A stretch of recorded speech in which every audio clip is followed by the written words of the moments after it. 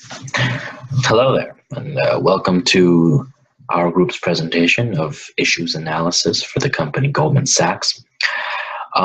This project is a little different than the last one. The last one we went through some of the history of the company, of the investment firm Goldman Sachs, and we went through some of maybe more or less the good sides and some of the real assets and strengths that the company possesses. For this project, we're going to look at more of the weaknesses, some of the things that could be problematic for Goldman Sachs, and some of the things that could potentially prove disastrous for them in their potential future growth. And let's get to it. The overall outline, how we broke this project down, is I'm obviously taking the outline and outlining everything out and introducing it a little bit. And I'm also going to conclude and give you the final recommendations near the end, so you'll see my face again. How is going to be taking care of the first two issues. We broke down the four issues into finance and accounting, which How is going to take. We broke down marketing, and for the operations portion, we're going to be working on human resources, because there's so many different types of aspects of operations that we chose that one and wanted to focus on that. And Yesenia is going to take care of that one. And then Sandy, as usual, is going to take care of the concept portion, where we take stuff we've learned in the book in the last few chapters that we've been working on, the one that we're going to be tested on for our final exam. And she's going to tie it into our issues analysis, and then, so we can tie the real world stuff with what we're learning, and that helps us out. And since this portion, this project, unlike the last one, doesn't have an introduction portion where we go in depth into Goldman Sachs, because we've already taken care of that, my portion for now is done. I will be coming back later to conclude everything and put it all into a nice little package. But I'm also taking everybody else's different portion and putting it into one project, one seamless video and 15-page paper. So for now, that's it for me. Let's go over to How and see what he's got for us.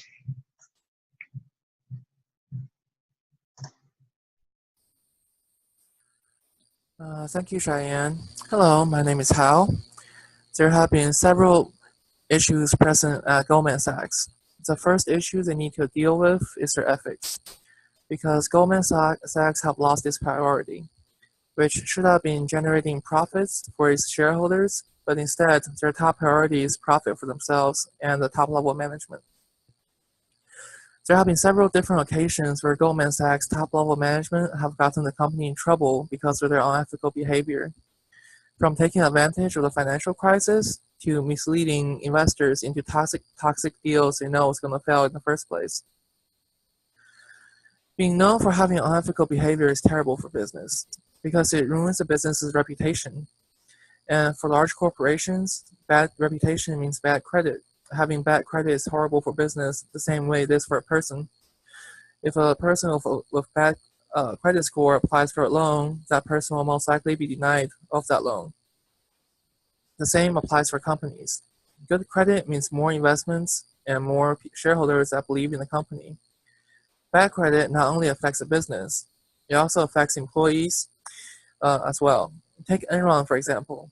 Their employees are afraid to put Enron on their employment history because of all the bad things associated with that name in Houston and all over America. It is not uncommon for big companies to have ethical issues. Total SA, a French oil and gas company, have been accused of using slave labor to build a pipeline in a southeastern country called Myanmar. Chevron Corp, the oil and gas titan, have been accused of tax evasion and environmental damage in several countries.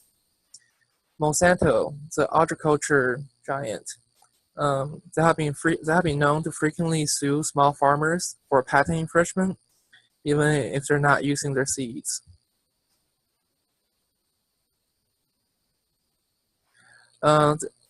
More to ethics, Goldman Sachs' ethics issue is not unique to the company on a broad spectrum, because many other large companies have exhibited unethical behavior. Ethical issues are never truly unique because people are flawed and they make mistakes, and most of the mistakes involved are ethical ones.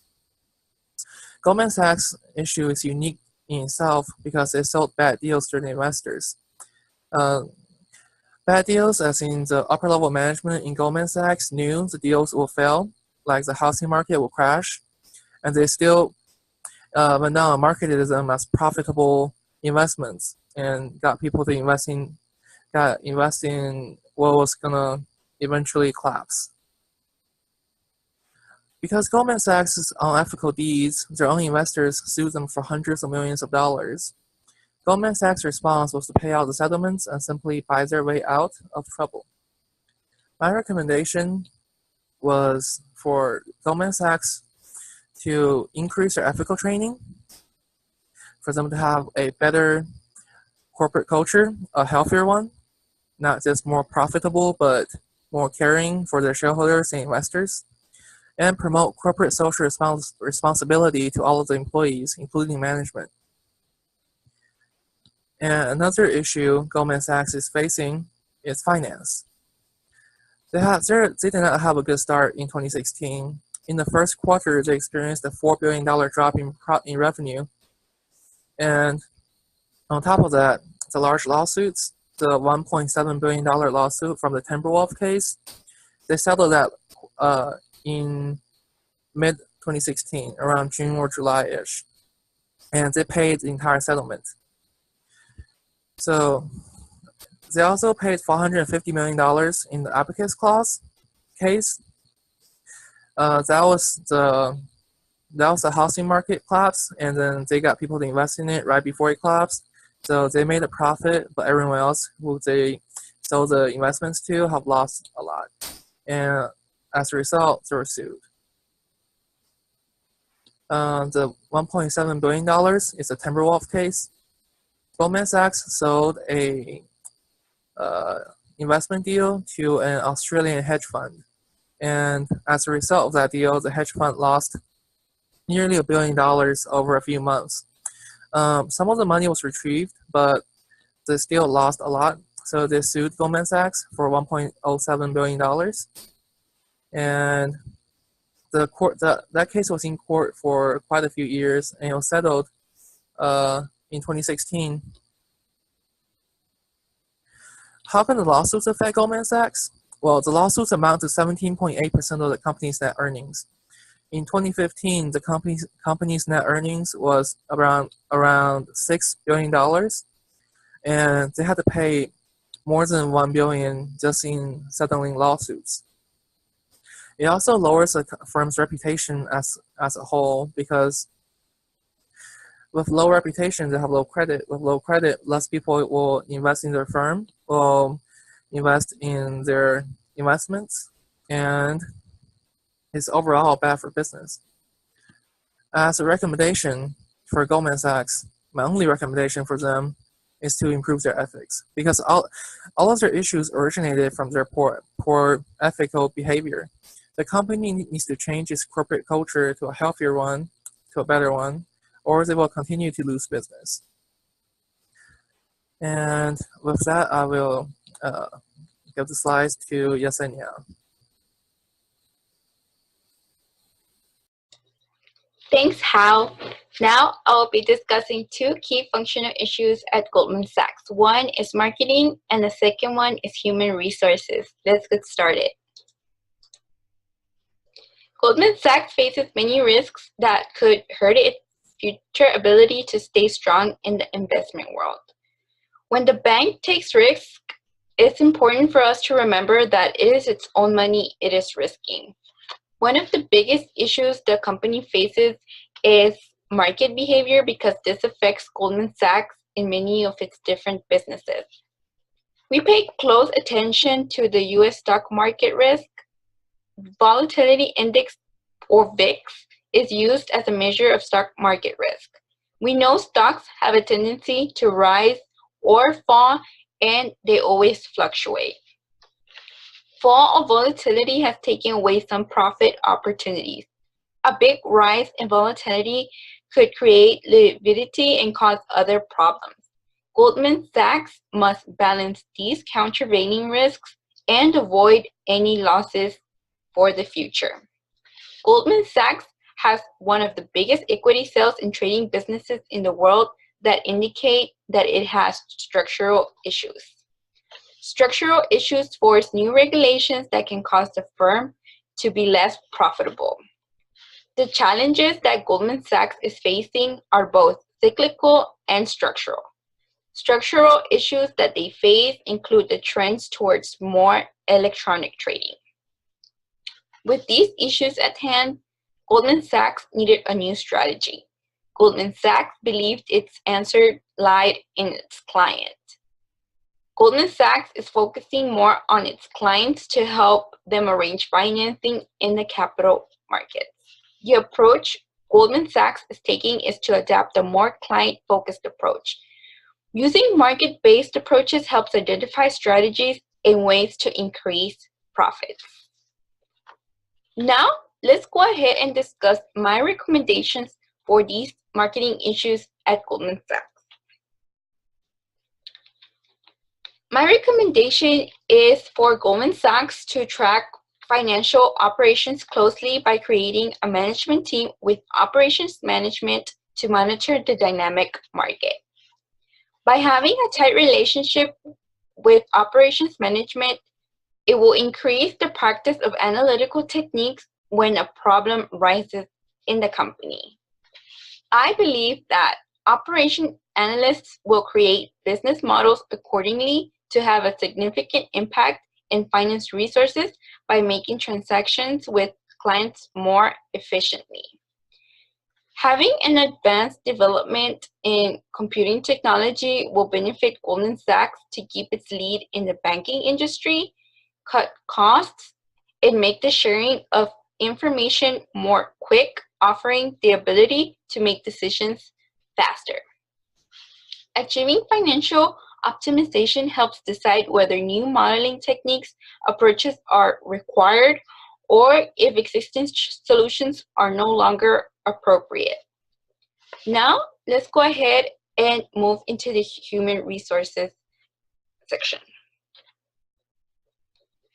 Goldman Sachs offers enlightened leadership practices to lead through intuition, innovation, and creativity.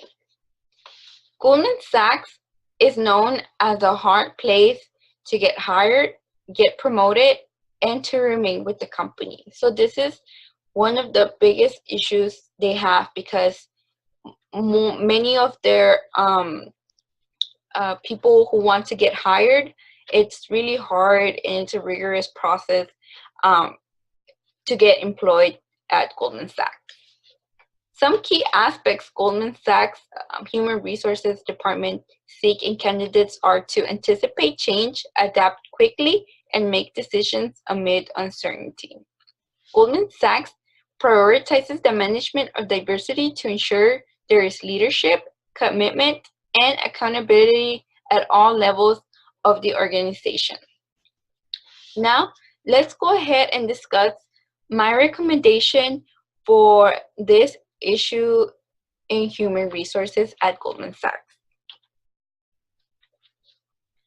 My recommendation is for Goldman Sachs to employ stretch goals. By having stretch goals, these will provide a closer linkage to metrics, incentives, and organizational process because these are mainly influenced by the employment force. Once in place, stretch goals should improve organizational effectiveness. Intelligent use of these stretch goals can improve productivity, efficiency, and profitability. Structuring stretch goals can provide the professional development for high potential candidates. A management program like this requires the active participation of top management.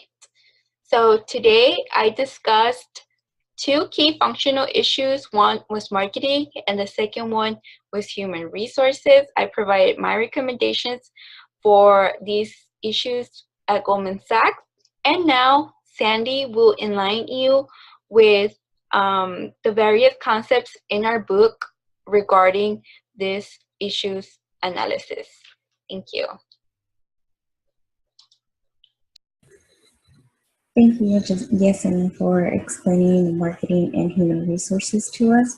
So now I'll be talking about the relatable concepts that I found regarding the accounting, marketing, finance, and human resources.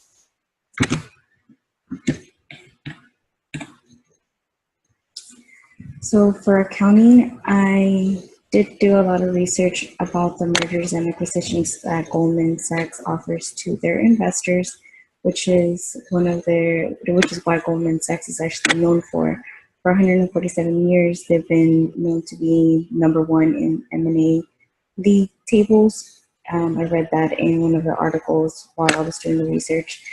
And the same way that they offer that to the investors, I know that they also practice it themselves in order for them to have more options for their investors. So a merger is considered to be a combination of two companies, and an acquisition is whenever the company purchases a company that's actually struggling financially or doesn't have the expertise for some skills or capabilities that they need help from other companies. So Goldman Sachs is said to have missed the biggest deal of the year, which was acquiring AT&T Time Warner Cable. It has been known to be one of the most wanted companies due to all of the ratings that they have gained over the years and the loyalty that customers have to that service provider. So they actually missed out on that, but there hasn't been a specific reason why Goldman Sachs did not purchase that company. So what could have been done better? So in my opinion, their business analysts should have done a conclusion and should have foreseen that in the long run, that would have actually benefited Goldman Sachs, both in their revenues and their profits, and giving even more opportunities to their investors to open trade lines with the company or try to purchase more stocks. So what are the pros and cons for actually not purchasing, large companies? Well, the pros are that they didn't have to liquidate anything of their assets. They didn't have to get into more debt because now the stock markets is actually dropping, so the interest rates are going very high, not only in the stocks, but actually in the real estate market as well. So some of the cons is that they now don't have that opportunity that they could have had if they would have purchased a service provider such as big as Time Warner, which is AT&T.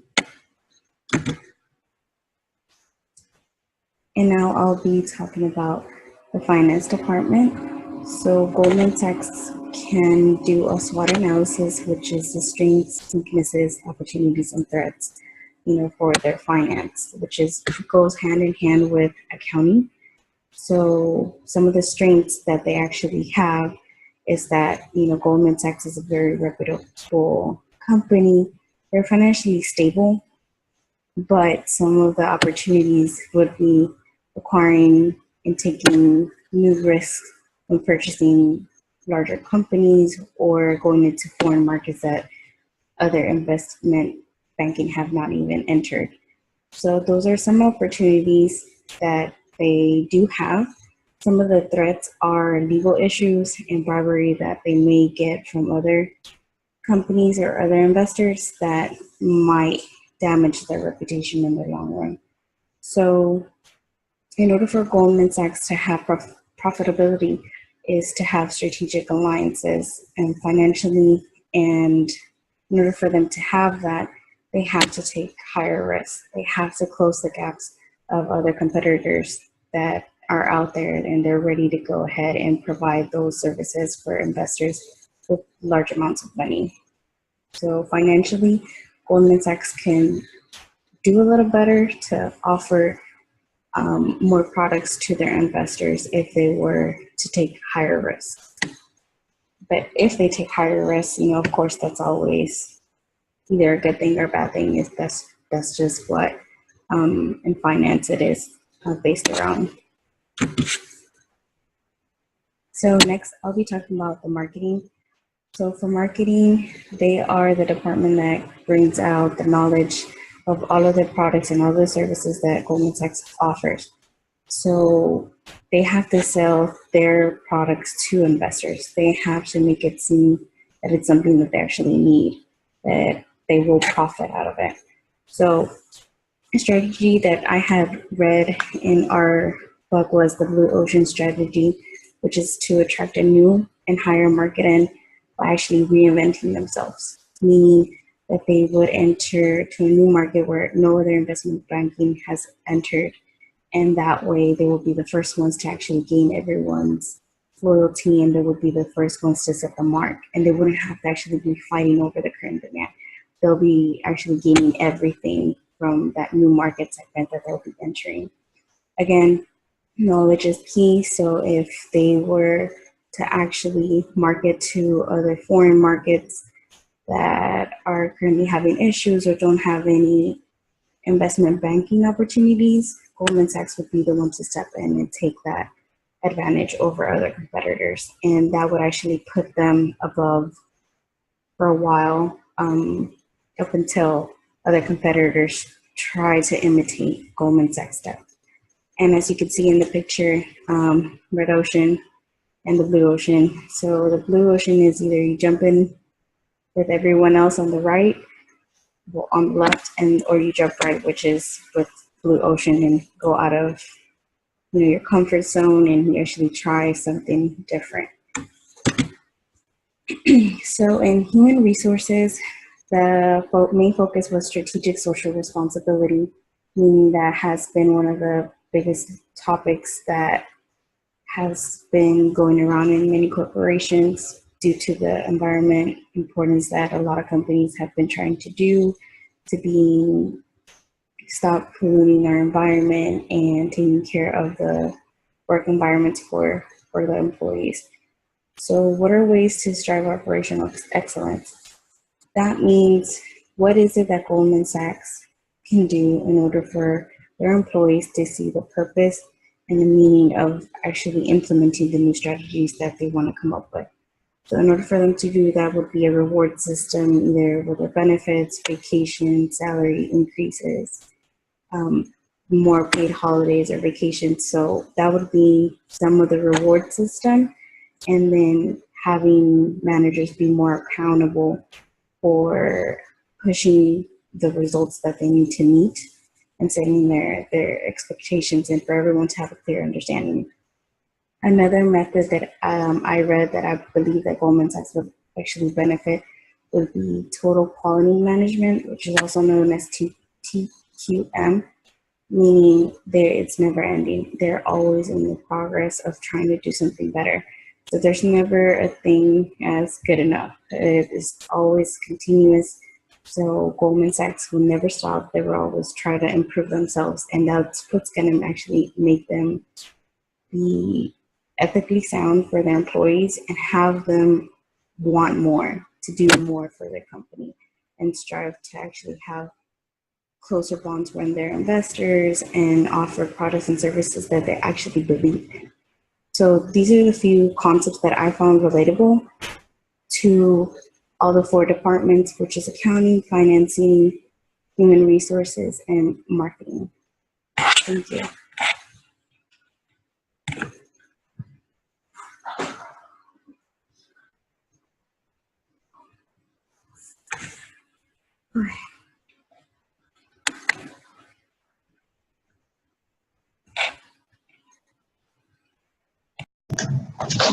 Aren't those guys just the best? I mean, come on.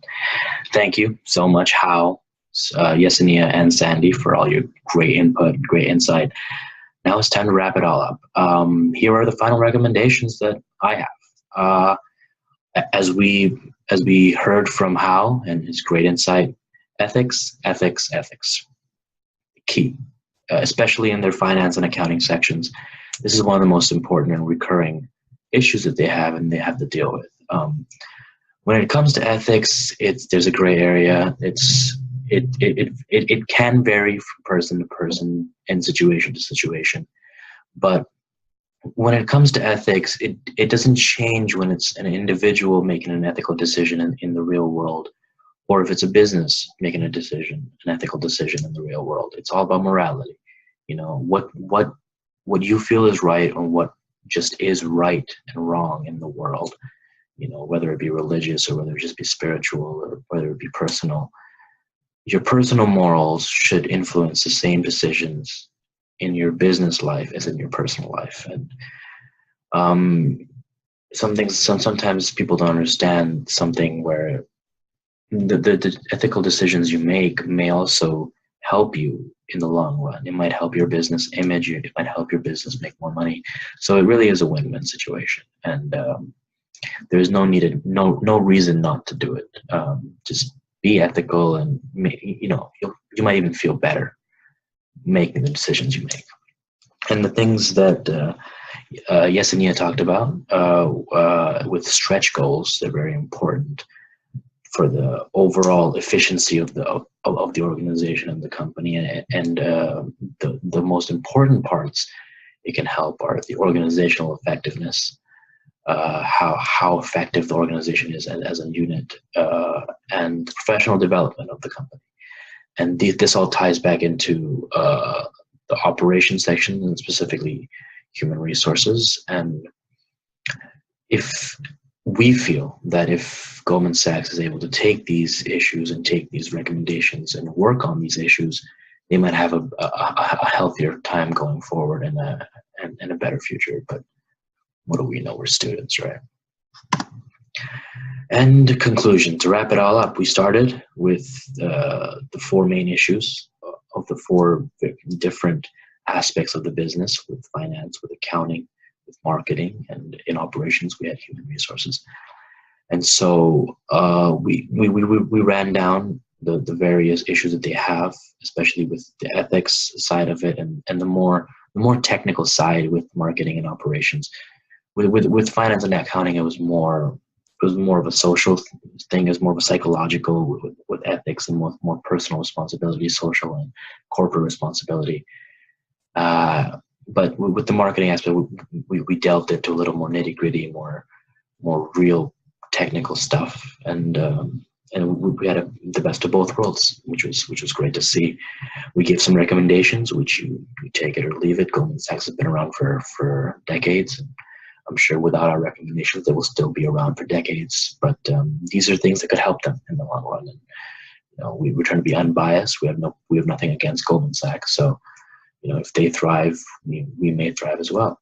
And Yesenia went through Sandy went through some of the concepts, and she was able to look through the book and find some concepts that we're learning, that the book is teaching, that we can tie to the research that we've done and the things that we found in this topic and in this project. And we tied them together, made a little compare and contrast, and it's a great way to learn. It's always nice to take things that you're learning in class and apply to the real world, and see, you know, that people are actually using these ideas. They're not just, you know, professors trying to teach us too many things that we don't need in the world. They're all very necessary components.